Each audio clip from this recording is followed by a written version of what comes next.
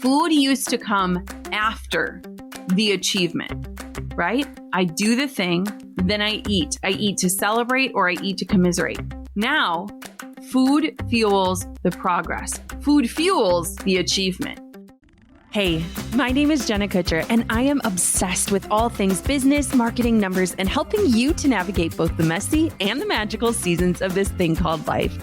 I'm a small town mama who took a $300 camera, grew a successful photo biz, and now I work from home and run a 7-figure online business. I teach you the tried and true secrets to building a career you adore. Shy away from the real talk?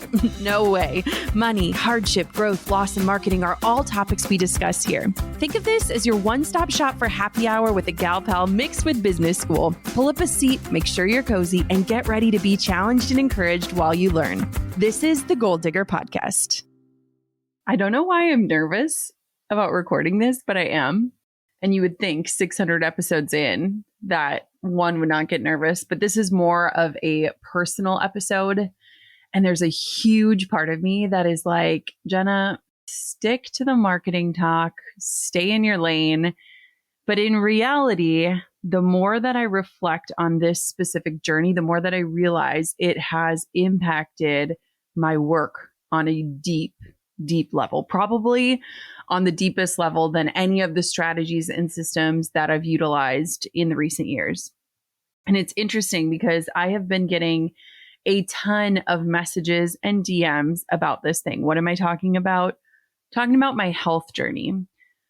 Like, no matter how long I've done this, been in the public, recorded this podcast, whatever, I'm always just so shocked and surprised at how curious people are about like what is going on behind the scenes, like the stuff behind the stuff.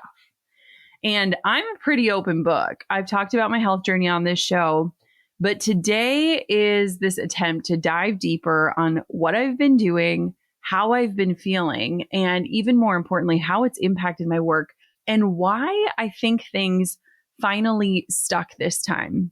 And this last part is really important because if you're listening to this show, I feel like you are a very driven person, meaning you want something more for your life. And I know I'm not unique in this human experience of wanting to change something in my life, whether it's my circumstance, my career, relationships, whatever that is, and not being confident enough to follow through or not getting the results that I wanted and just giving up.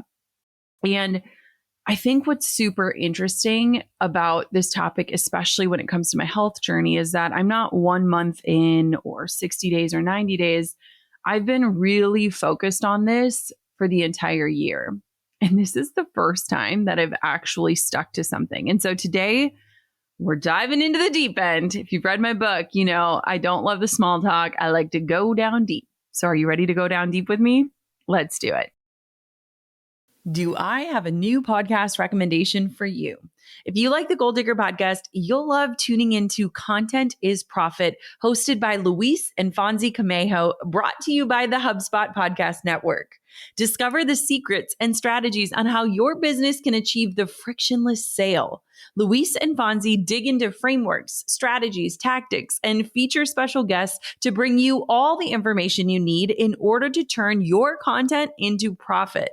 They tackle topics like 5 things that you should do to grow your podcast and how to leverage trends to generate attention, and answer questions like, what does it mean to stand out in the marketplace? How can you rise above the noise and help others with your offers? If you need a new show to add to your lineup, listen to Content is Profit wherever you get your podcasts. Do you love the Enneagram? If that's a big yes, you need to watch Beth McCord's 3-part series called How to Lead, Coach, and Counsel with the Enneagram. In this free video series, you'll learn how to make flexible income as an Enneagram expert in less than a month. Sign up for the course today at yourenneagramcoach.com/Jenna. Real quick before I dive in, I just want to give a trigger warning for anyone who has struggled with disordered eating, body dysmorphia, or anyone triggered when it comes to talking about things like health or weight loss or diets. Please feel free to hit pause on this episode and head over to any other episode of the show that is waiting for you. I really personally just want to recognize how complex our own health journeys are and how I also understand that this can be a really delicate topic for those who may currently be struggling or have struggled in the past. And that being said, I would never create content with the intent to trigger anyone on their own journey. But I just wanted to preface this episode and remind you that with all things, including this show, take what serves you and leave the rest behind unapologetically. Okay, so before I dive into exactly what I've been doing and why it's stuck this time, I just want to provide you a little bit of context into my own personal journey when it comes to my body, self-love, health, all the things. So I was an athlete my entire life. I started gymnastics at the age of 3, which is crazy because Coco is almost 4. And so to think of how little I was, I became a super competitive gymnast. I was working out 4+ hours a day. In the summer, we worked out 7 hours a day. It was really intense and I loved it. It was my passion. I didn't get my period or have boobs until I was like 16 years old. And so I think my body's development was stunted just because I was such an intense athlete. And then once I gained weight, I always carried this narrative, and it's so fascinating to me. I always believed that like I was the quote big friend. And I don't know if anyone understands that narrative where like you look at your circle of friends and you just ostracize yourself based off of anything, whether it's your race, your sexuality, your size, whatever that is. And it's really interesting now as an adult looking back at photos because I was literally the same size as everyone else. But in my head, I was always the big friend. And it's really interesting because when I look at my own body's development, it was very stunted because of my gymnastics career. And then as soon as like puberty hit, it just like came with a vengeance. Like all of a sudden, my body just grew and developed super quickly. And it happened because I actually broke my foot and I was out of gymnastics for the first time in decades. And it was like my body was like, oh my gosh, I can catch my breath again. And here is this extra weight and here's your menstrual cycle. And I was also a cheerleader, which is something I don't really share about often, but I was really strong. I had a lot of strength. And so I think I adopted this narrative of like being the bigger friend because I was always the base. I was the back in cheerleading. And so my tiny little friends would be flying up in the air. And I was so strong that I could like literally just pick these girls up and help throw them into the air. I wore Lycra and spandex my entire childhood, and that followed me all the way through college. I was a collegiate diver, a springboard diver. And so I basically spent my entire life in leotards or swimsuits. And what's really interesting is that once puberty hit and I didn't recognize that like I couldn't eat the same way that I had been eating my entire life when I was working out 4 hours a day, that the ramen noodles and the big bowls of ice cream like didn't really nourish me and weren't really doing anything for me. I started to become conscious of what dieting was, what it looked like. I tried many different diets over the years. I did Weight Watchers to prepare for my wedding. I was a vegetarian for a year. I did the Whole30. I tried Noom, and they all had different things that worked for me. But in the long term, they never stuck. Like they would work, and then I would get obsessive and have this deep desire to do everything perfectly. And as soon as I would mess up, I'd give up. Has that ever happened to you? Like I am an extremist. And I think too, my perfectionism has reared its head in this area of my life. And so I would do these more extreme things. And then the minute that I wasn't perfect, I would just stop. And it wasn't healthy. And when I look back too, there was a lot of things where like I would have to measure my food perfectly so that I could track it perfectly. And there was a lot of this perfectionism seeping its way into it. And I think that that was a huge reason why these things didn't stick and they weren't actual lifestyle changes. You know, it's really interesting because when I look at my own health journey, I think the biggest shift for me that started the journey that I am on today was actually during our struggle to grow our family. It took us 3 years to have our daughter Coco, and I had 2 pregnancy losses in between. And so it was this 3-year time span where I feel like my body was going through so much. It would be these hormone surges, and then I would lose the pregnancy. And, it was just this really big roller coaster, not just emotionally, but also physically. And I think it started my health journey in ways that actually stuck for me for the first time as an adult, because the goal of having a family wasn't just about me. And it was so much bigger than the way I looked. And it was so clear. And it was this deep, deep, deep God-given desire on my heart. And so that was the first big shift for me. And that happened about 3 years ago after my second loss, where I had this like moment of realization of like, wait, maybe something is wrong. Like maybe we do need answers. Maybe this isn't just a terrible statistic. Maybe there is something to this. And in that time, when I started kind of opening up this journey of discovery, I learned a lot about things like hormone health and the products that we use and how that affects our hormones. And I learned about cortisol and adrenal fatigue. I also learned that the mac and cheese loving girl was gluten intolerant. And there was a lot that I did to try to optimize my health before we attempted to try for another pregnancy. And if you've ever experienced pregnancy loss, it's really scary to like throw yourself back in the ring again, because unlike people who have had successful pregnancies, the other side of the coin. And so I remember after my second loss, just telling myself that I want to go into this just knowing that I did everything I possibly could to have this work this time, and that I can't blame myself again if it doesn't. And so I made some really big lifestyle changes before I got pregnant with Coco. And that included a lot of lifestyle changes to help balance my cortisol. I eliminated gluten cold turkey the day I found out that my body was not doing well with it. I changed up all of my products. Like there's a lot of different things that was happening in that time. So fast forward to January of this year, I had the second really significant health shift for me. And this is the one that I want to talk about today. I was 2 months postpartum with Quinn, and I was actually on maternity leave. And I just started feeling this really deep desire to have energy again. I think I was a little caught off guard at how exhausting it was, not just to keep a newborn alive, but also to chase a toddler at the same time. And if I'm being really transparent, I think I was a little worried about like, how am I going to add work back to my plate? Like, what is that going to look like? How is this even possible? And I did this thing called Levels, which is a CGM, a continuous glucose monitor. And I did that in January. And I did it for a couple different reasons, but mostly because I had done it 1 year before in January when we were thinking about trying to conceive again. And so I wanted to see, postpartum, when my hormones are still surging, when I'm breastfeeding, I wanted to see if there's any big changes or differences. And I kind of wanted to use it as this like annual starting point for my body and my health journey. What was interesting though, is this time I hired a nutritionist to help me with my data and to dig even deeper.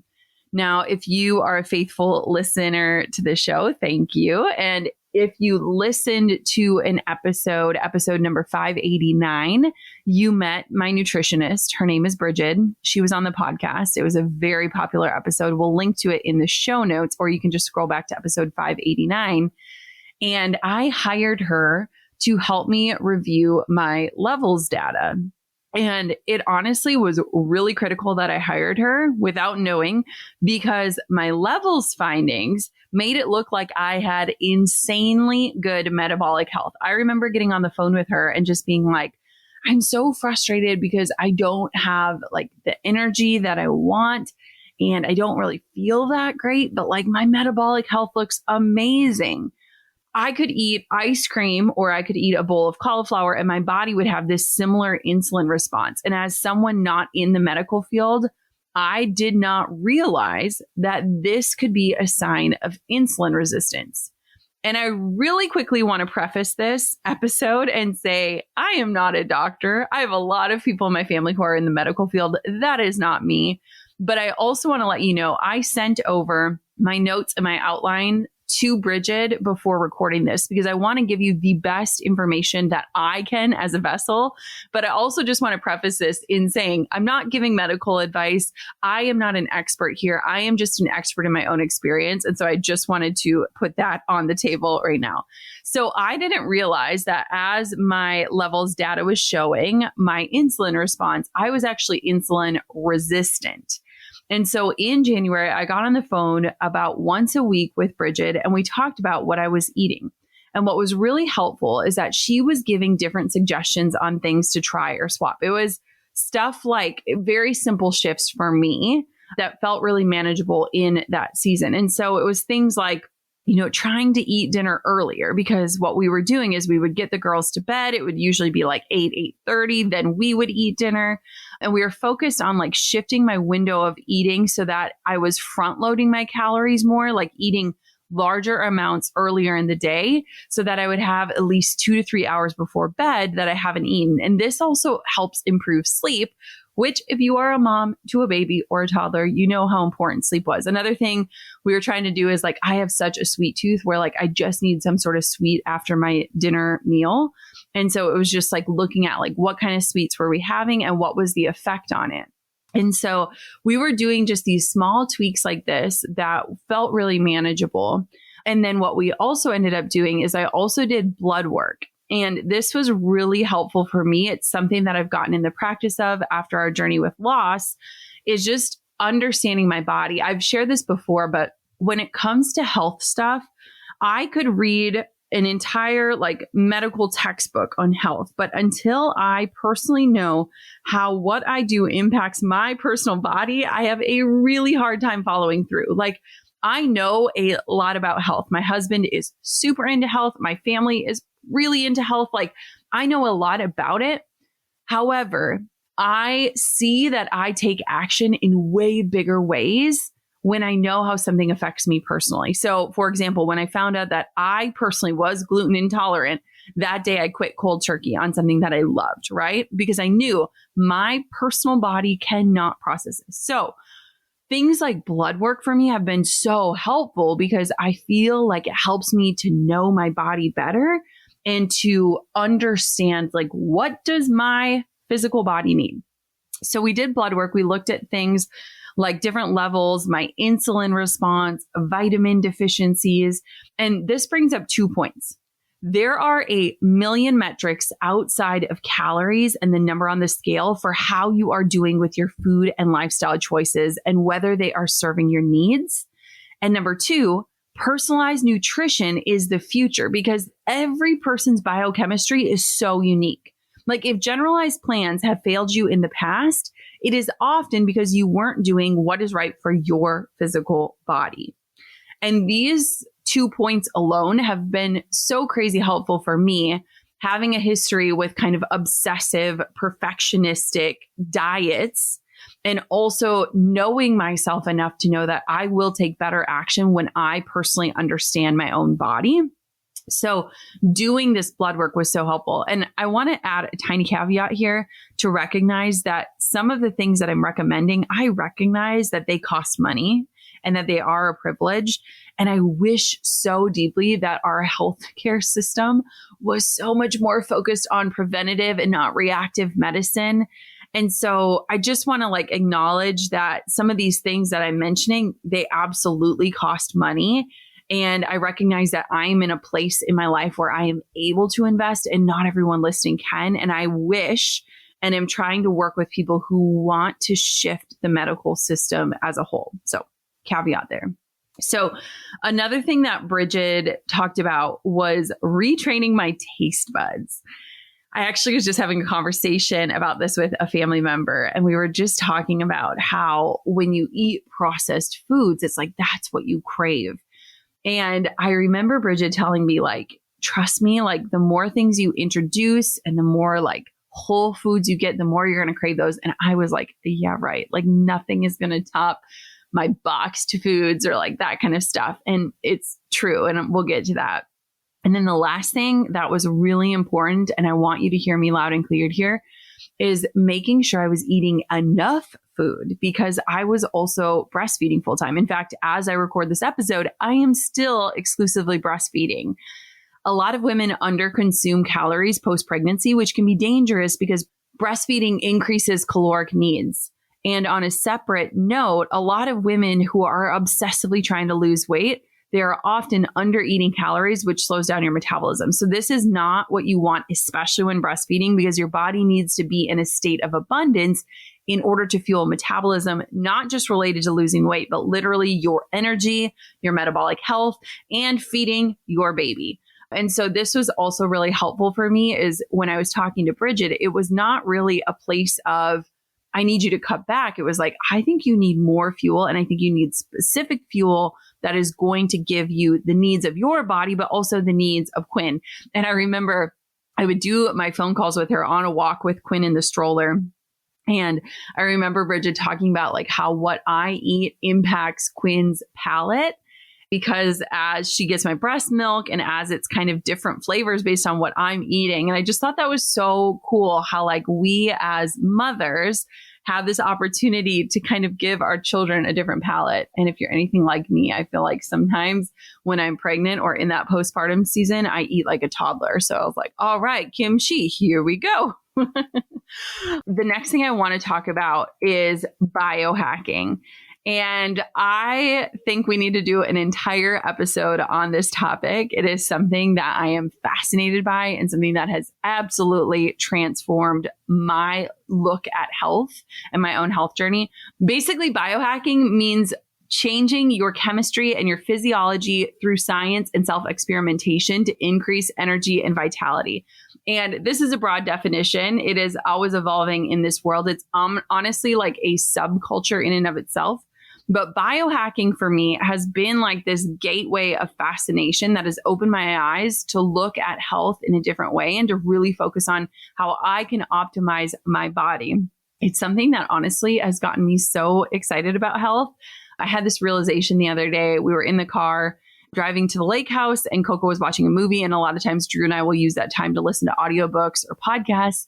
And like, I had this realization of like, when I have free time and I'm not working or trying to be productive, I love learning about biohacking. And it's just something that I'm fascinated by, I'm inspired by, and it's really transformed my life. And so when I started on this health journey, I started creating these different habits and routines that I now do every single day. We have a thing called a PEMF mat. It's pulsed electromagnetic frequencies. I have red light for red light therapy. I have a red light mask. I meditate. There are all of these different things that I do. And for me, the tools help for me to follow through. If you want me to do a full episode on biohacking, please drop into my DMs and let me know. I could go really deep on this topic about what we're doing and why we're doing it. But then this episode would become like 3 hours long and I don't want to do that to you. And so just let me know. It's something that I didn't know a lot about. And the more that I know, the more that I am inspired and the more that it has become just these parts of my day that I love. And it's wild too, because I look at my past health journey and I would always say like, I don't have time. I don't have time for that. And what's fascinating is that I have made time for these things that I can tell make a difference in my energy levels and my vibrancy and my life. It's October. And you know what that means? It means sweaters and pumpkin spice lattes. And it also probably means that you're in the final stretch of your fiscal year. And in this interesting economic climate, you're also probably thinking about how to best optimize things like budgets, strategies, and operations in 2023. But let's be honest, no one wants a best probable solution to deal with whatever comes next. You want the best solution, period. Whatever stage your business is in, HubSpot CRM platform is ready to scale with you at the flip of a metaphorical switch. With totally customizable hubs, HubSpot has thousands of apps that you can easily integrate, use, or get rid of whenever you need them or don't. Plus, transparent costs and an intuitive interface means there are no fancy frills to hide behind. That's because HubSpot isn't here to probably grow your business. It's here to help you grow your business, period. Learn how HubSpot can help your business grow better at HubSpot.com. I love using personality tests to learn more about myself, the people I'm closest to, and the people I work with. The Enneagram is one of my favorites. When I learned I was a type 3, it helped me to understand the deeper aspects of my personality, relationship, and work styles. If you love the Enneagram too, then you need to watch Beth McCord's 3-part series called How to Lead, Coach, and Counsel with the Enneagram. Beth has been studying the Enneagram for 2 decades, and she loves training people with this powerful tool. In this free video series, you'll learn how to make flexible income as an Enneagram expert in less than a month. The course is designed for 3 types of people: those who already run a coaching business or mental health practice, those who are interested in learning how to start a coaching business as a side hustle or full-time career, and those who are Enneagram enthusiasts who want to take their knowledge to the next level. Sign up for the course today at yourenneagramcoach.com/Jenna. There is nothing better than making a living from the work you love. Get this free mini course today and create your dream career. Again, that's yourenneagramcoach.com/Jenna. Okay, so let's talk about my desired results on this journey. So first things first, when I started this whole health journey in January, when I started working with Bridget, I kept just talking about how I wanted to feel. I never once referenced what I wanted to look like. Never. Truly, I was not consumed with certain things like fitting into pre-pregnancy jeans or losing a specific amount of weight. I wanted to feel something. And what I wanted to feel was energized and vibrant. Those were the 2 words that I kept coming back to. I remember, I literally can close my eyes and remember exactly where I was on this walking trail talking to Bridget about I just want to feel good. I want to wake up and not be exhausted. I want to have the energy to do it all. And I want to define what it all is. And I want to feel vibrant. I want for you to look at me and just say, there's something different about her. She is glowing. And that was how we started off this whole journey. I have been reflecting on this a lot lately, mostly because of the response that I'm getting to the way that I look. It's really interesting right now when I post different photos or in different outfits, people comment on my body. And it is really, really kind and sincere comments about how I look. But I want to make a statement right now, and this feels slightly bold. I want you to know this. In the last 4 years, I have never been miserable in my body. Ever since I started to understand my body more and heal after my losses, I have learned to truly love my body.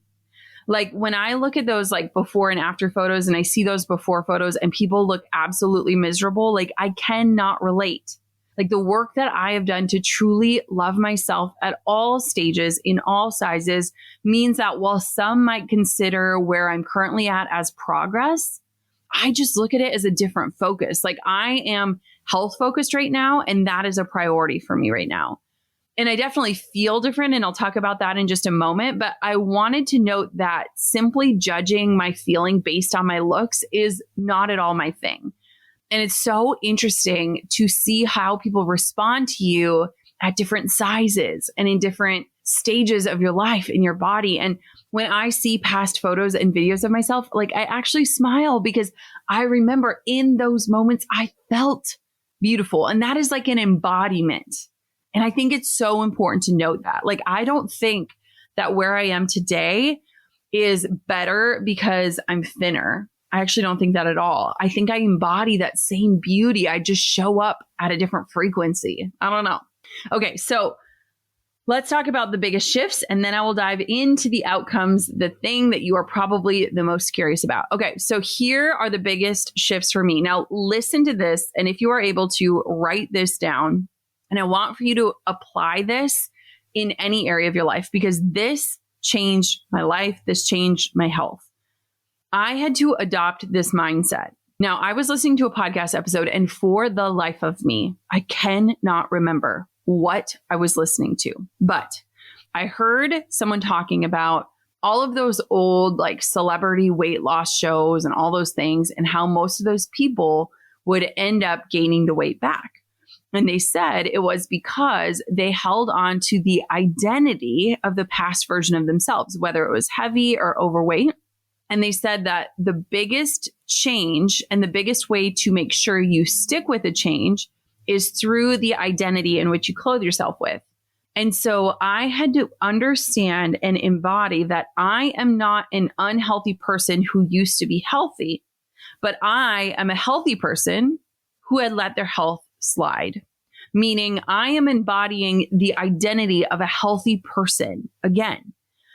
And what was so helpful for me in this is because when you think about how I talk about when I was growing up, like I always just believed like I was the big friend, then I would make choices based on that identity, right? And so in this recent journey, I've been asking myself, what would the healthiest version of myself choose? For example, when I used to fly, I don't know what it is. I don't drink soda anywhere else. I would always get Diet Coke on a plane. And when I asked myself, what would the healthiest version of myself choose? It would be water. And so when I find myself in these situations that maybe trigger me or they bring up these different experiences that I often rely on because it feels comfortable, when I ask myself, what would the healthiest version of myself choose? It allows me to make different choices. Another thing that I've really been reflecting on, and if you can't tell, this whole journey is not even about what's going into my mouth or what that looks like. I've had to do a lot of like soul searching on this topic, but I want for you to listen to this because this might be you. And when I had this revelation the other day, I was like, holy cow. I used to look at food as a reward. Now I look at it as fuel. Now that statement alone is not mind blowing, but think about this. Food used to come after the achievement, right? I do the thing, then I eat. I eat to celebrate or I eat to commiserate. Now, food fuels the progress. Food fuels the achievement. The food is the actual fuel that gets me closer to my goals. When I had this realization that like food was always the after and what I would eat was dependent on my mood, my achievements, my progress, how I was feeling about myself that day.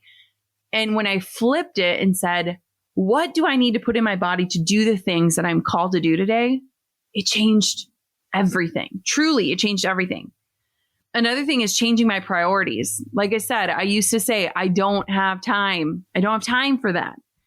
And I still don't have as much time as I would like for certain things, but I changed my priorities. So now when Drew does drop off, I used to just crack open my computer the minute they left the house. Now that is my time to pour into myself. I have this morning routine. I sit in front of my red light. I meditate. I lay on the PEMF mat. Like I get ready for my day. I drink lemon water with chia seeds. Like I do all of these different things as a part of my morning routine.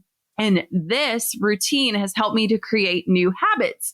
I have a habit tracker in our pantry where I check off if I am doing all of these things that I know help me to feel optimal, like taking my vitamins and organizing my supplements. I started using an ice cube tray and I broke up my vitamins for the entire week. So I would just do it one time a week and then it was all ready to go. No excuse. I really had to look at like, what is my priorities? And if I'm saying my health is a priority, how is my life reflecting that? The other thing that goes along with that in terms of timing is anticipating my schedule. So when I look at book launch was a huge pivotal piece in this because I knew that if I was going to exclusively nurse my daughter, chase around my toddler, and launch a book in a way that I was proud of, I had to have the energy. And so I would anticipate my schedule. Again, food would not be the afterthought or the reward. Food would be the fuel. So when I anticipate my schedule, I would think ahead, what do I need to fuel me throughout the long days? I would show up to the office and I would have bone broth and a can of tuna and I'd have water and I'd have a protein bar and I'd have all of these different things so that I had no excuses and that I was properly fueled throughout the day. I used to stink at that. I would wait until I was utterly starving and then I would grab whatever was fast, and what was fast was likely processed. So just anticipating my schedule more. And this is still something that we're very much developing. Like I would love to live in a world where we food prep every week, where we have our menu planned for the week. Things like that, because I recognize that when I don't have an answer as to what I'm going to eat, I usually grab for what's easy, and what's easy usually isn't optimal, if that makes sense. The biggest shift, and I was telling one of my friends about this, is that I now prioritize protein. So if you've been waiting this whole episode for me to tell you what I eat, I want for me to tell you this. Hear me out. I am not on a strict diet. In fact, I follow some influencers right now who are on these diets. And to me, it just sounds miserable. Like, I'm like, where do you live in this? Like, what does that look like? I am not on a strict diet. In fact, I am just focused on eating more optimal foods. I remember when I was talking to Bridget, she was like, we need to stop like labeling foods in terms of like good foods and bad foods and cheat meals and all this. Like, let's just look at like what is optimal fuel and what is less optimal. And when you look at it that way, it's okay when you have something less optimal, then you want to choose something optimal the next time. I honestly do not feel restricted at all. And I think that is why I've been able to stick to this. I actually eat pretty similarly to how I ate before. However, the biggest shift in how I look at food is making sure I'm eating protein with each meal. Protein is the most satiating macronutrient, and it is critical for improving insulin sensitivity. And so for me, like in the morning the other day, I had like 3 eggs. And like I would never have eaten 3 eggs in one sitting before. But now I'm like, okay, how am I getting protein? And what does this look like? Because I know my body needs protein. Or if I have a meal that isn't super protein rich, how can I add some protein into it? And so that has been really huge. And I don't know if it's just me or if it's, most of us, but like when we look at our diets, a lot of times we have a lot of carbs and sugar and we don't have a lot of proteins and fats. And so that has been something that has really shifted for me and has really helped for me to make sure I'm eating things that actually fill me up, because there's nothing worse than eating something and then being hungry like 20 minutes later. And then I'm laughing because right next to me is my Stanley Cup. I swear, I know it's like one of those fad products, but it's sitting right next to me. I swear it is with me all the time. This morning, Coco like tried to grab it off of the island to hand it to me. Like, here, Mom, here's your cup. And it's like bigger than her head. But drinking a ton of water has been huge. And then this last one has also been really huge. Trying to give my body what it needs through food. Now, I take a lot of supplements. Based off of my body's current needs. And like I said, I do blood work, so I know where I'm at and what I need. But I've also had this epiphany, which to a lot of you is going to probably sound like so duh. But I've just been thinking about how food itself has the nutrients and the micronutrients that my body needs. I mean, what a concept, right? Jenna Kutcher. I do things like eat 2 Brazil nuts a day or aim to get more broccoli to help balance my hormones. Like I am looking at food and eating it, knowing here's what it is doing for my body and here's why my body needs this. And there are these little things that I just do now to help optimize my body's energy source. Again, and I want for you to hear this loud and clear. Food is so much more than calories. Like I didn't realize this before, but every single cell in our body functions better or worse based on our comprehensive food choices. So if I want to have healthy cells and a functional brain and insane energy and balanced hormones, then I need to choose optimal sources of information for my cells. And so I've been able to look at food and maybe options that I might not have chosen first in the past. But because I have the knowledge of what my body needs and what this food can do for it, I find myself choosing better things because of that knowledge and how it shapes my decisions. Okay, so let's do a little recap before we wind down. Here are the biggest outcomes thus far. I wasn't going to share this, but I'm feeling bold and I'm very proud of myself as well. So I am about 20 to 25 pounds lighter than before I got pregnant with Quinn. So my pre-pregnancy weight was very similar. I was around the same weight. If you're very curious, I was around 200 pounds before I had Coco and before I had Quinn. And I felt very healthy in that season of life. I did a lot of work to prep my body for pregnancy. And at that time, I felt like that was just like what my weight was. And what's really interesting is right now I'm about 20 to 25 pounds lighter, depending on where I'm at in my cycle. But what I want for you to note here is the weight loss happened as a side effect of focusing on my health. This creates a very different experience and mindset and level of consistency for people. Again, I have not been fixated on my weight. In fact, my weight fluctuates a lot on a day-to-day basis because we are women. We hold water differently. And so that's really interesting. Another thing that has been really interesting for me is that my menstrual cycle is really consistent now. It is almost like clockwork. And it used to be fairly consistent, but I feel like now I almost feel the different stages and the different phases of my cycle.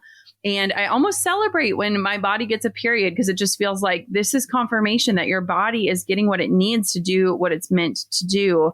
And so my menstrual cycle has been consistent and it hasn't been terrible by any means. Another one is my clothes fit better. I am sitting here recording this in jeans, and these jeans used to not fit. And if I would wear them, I was so uncomfortable. And I feel like I have a brand new closet because I've had so much fun shopping my own closet and grabbing things that I've held on to, but haven't fit me for years, which, by the way, why do we do that to ourselves? I'm kind of glad I held on to certain things because now I'm like, oh my gosh, this jumpsuit, I never was able to wear it. And now it fits so good. But I feel like I have a whole new wardrobe and I feel like I'm choosing things that fit me in a way that flatters my body. I don't know. I just feel like I dress differently right now. And it's so funny too. Pro tip to all of you listening, people keep asking me where do you get your jeans from? They are the same jeans that I had 2 years ago. However, they fit me better now because they're a little bit bigger. So next time you order jeans, just order a size up. Your comfort will thank you. I promise. Another interesting thing is I am a very confident person. In general, I'm just very confident. I've always been confident, but feel like I embody confidence with this new energy. I show up differently. I am excited to be around people. I feel like I just embody what I wanted to, which was that vibrance. And I wanted to just be energized. And I feel like both of those things impact how I show up both online and offline. And I love that. And I also think I'm just a better mom. I love that my girls are seeing my choices and seeing health as a priority in my life. And even in a season where I'm literally awake, last night I was awake 3 different times throughout the night, nursing Quinn, who's teething, up with Coco, rubbing her back to help her fall back asleep. I have energy to make it through the day without a nap, which is so wild because I was literally a kid who used to nap in my teacher's office during the lunch hour because I was so tired, which is a whole nother thing in and of itself when I look back. So I feel like I'm a better mom. I'm more energized. I'm able to chase my kids around, do dance parties, give piggyback rides, walk with Quinn in the ergo, all these different things. I just feel like because I have this energy, I show up differently for them. And then finally, I just want to tie in this line from my book because when I think about the massive mindset shifts that happen on this journey, there's this line in my book that says, "You aren't the risk, you are the investment."